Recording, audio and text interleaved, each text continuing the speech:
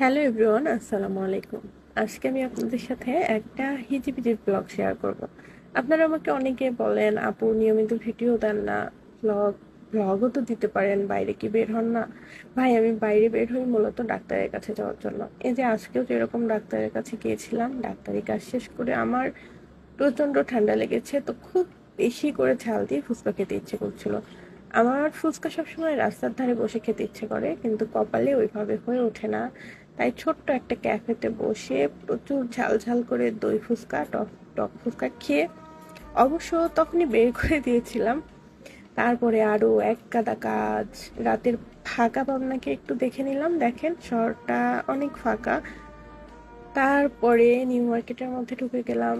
আবরারকে আজকে অনেক বেশি পিটিয়েছিলাম, খুশি হিসেবে সে একটা গাড়ি নিল, না হয় তার রাগই কম ছিল না।